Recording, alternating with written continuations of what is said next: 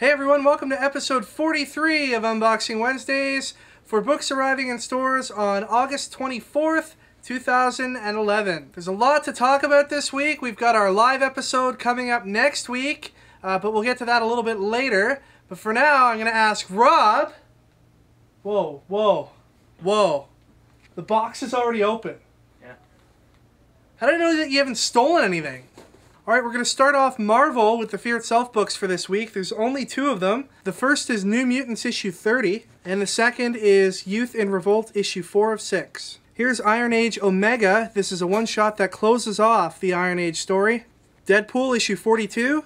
The Punisher chapter 2. Dark Wolverine features Moon Knight this week. Astonishing X-Men number 41. Uncanny X-Force issue 13, part 3 of the Dark Angel saga. And here is the Uncanny X-Force variant cover. X-Men Legacy issue 254, X-Men issue 16.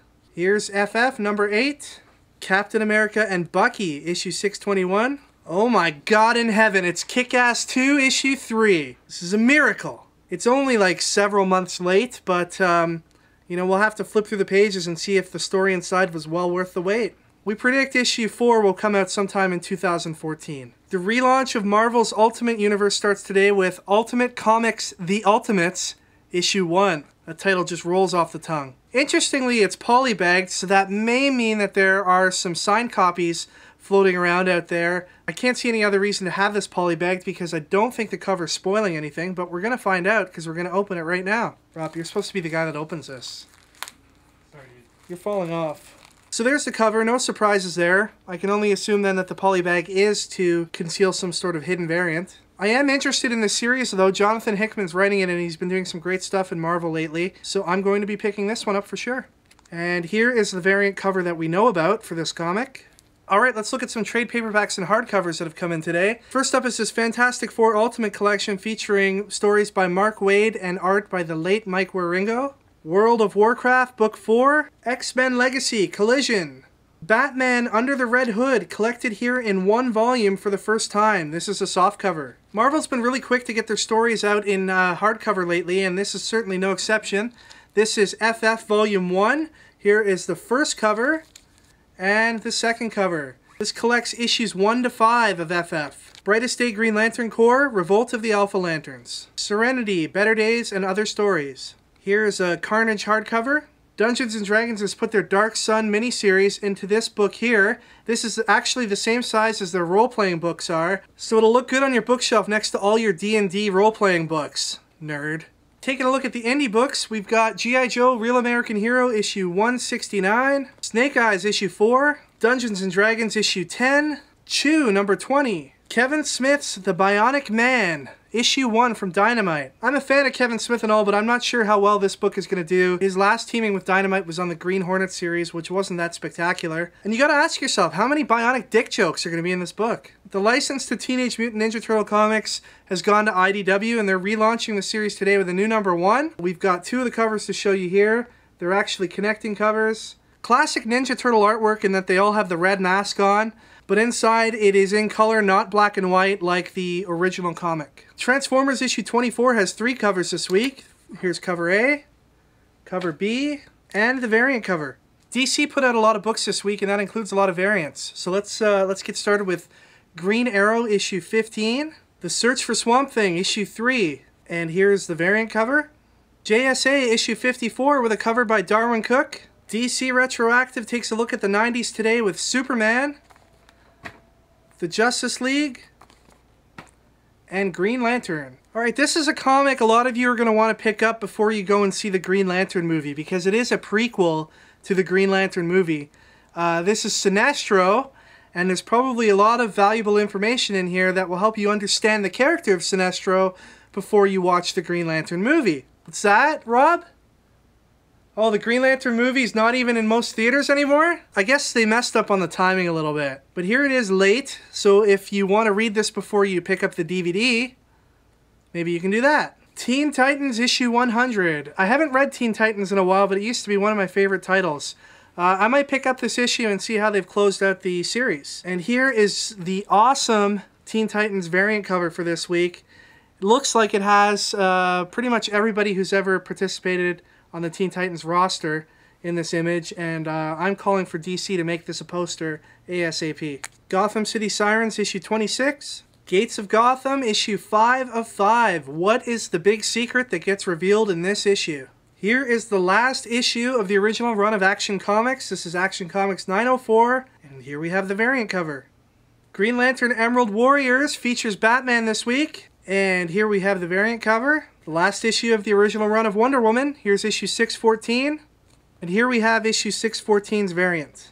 Arkham City, issue 5. Here's issue 0 of the new series Superman Beyond, which is set in the Batman Beyond universe. Those of you who watch the Batman Beyond series might remember a two-part episode named The Call, in which Superman Beyond, among other characters, made their appearance. That info was totally given to me by Rob, by the way. Here is the variant cover. Batman Incorporated, issue 8, regular cover, and here we have the variant. And David Finch's Dark Knight, issue 5. Here's the regular cover with art by Dave Finch, and here we have the variant cover. Last up for DC are the Flashpoint tie-in books for the week. First we have Hal Jordan, issue 3, Kid Flash Lost, issue 3. The cover of this was drawn by Francis Manapul, and if you look closely, he's got a street sign for Queen and Yonge, which is a notable intersection in Toronto. Project Superman, issue 3, and Lois Lane and the Resistance, issue 3. And lastly, we have a couple of ame-comi statues to show you today. First is this big BARDA statue. Ame-comi statues are basically anime stylized versions of DC Comics characters. And here is the Wonder Woman statue. Let's talk about the contest from last week. We wanted you to tell us who your favorite member of the Green Lantern Corps was. There were a lot of great responses, and it was good to see a lot of you choosing all kinds of different members of the Corps. That's what kind of makes the Green Lantern Corps great. There's a little something for everybody. Rob's favorite member happens to be Kyle Rayner, for those of you out there who might be interested in that. We could only pick one winner, though, and that went to YouTube user SuperJoe77, who said his favorite member of the Green Lantern Corps was Kilowog, because he looks like me. Do I look like Kilowog? Anyway, we had a good chuckle at that, so SuperJoe77, you are the winner for this week. Please send us your information, and we will get that comic right out to you. I happen to think the Green Lantern I look most like is Mogo. I just called myself a planet. For this week's contest, we're going to give away another copy of our Amazing Spider-Man issue 666 variant. This, of course, is the special Stadium Comics variant, which features our logo and our likenesses drawn on the cover by illustrator Matt Tonks. And it's also got some information about our store on the back. These were very limited comics, and we still have a few available here in store. You can pick one up by visiting our website and going to our special offers tab. Here's an interesting little fact for everybody out there. This illustration of Rob and I on the cover of this comic is actually the first appearance of our characters from our Time Nerds webcomic, which you can view by going over to www.timenerds.com. This comic was released on July 27th, 2011, and the same likenesses appear in the Time Nerds webcomic, which was launched on August 1st. So if you want to see more of the cartoon us's in action, then you definitely want to head over to Time Nerds and read our webcomic. It's released every Monday. But let's talk about how you can win that comic this week. As many of you know, we're going to be doing a midnight launch party for Justice League #1 and Flashpoint #5. And that goes down next Tuesday, August 30th here in Brampton. You can see all the details on our website. We're doing a live unboxing there. And, you know, I think we're going to make some headlines in the paper the next day. You know, certainly in Brampton, but perhaps all across Canada. So seeing as the headline on this comic refers to Stadium Comics, we want you to tell us what the headline in the news is going to be the day after our event. Rob and I will pick the best answer out of all the entries to receive this comic. Alright everybody, that is it for this week. Thank you so much for watching. Remember that you can connect with us on any of the websites you see listed here on the screen. Don't forget to check out TimeNerds.com, our weekly webcomic released on Mondays. Make sure you watch the guys from the Flavorful Sauce podcast do the reviews on our channel every week. And we'll see you all next week for episode 44, which will be taped in front of a live audience of very drunk people. Take care, everybody. Enjoy your comics this week. We'll see you next week for episode 44.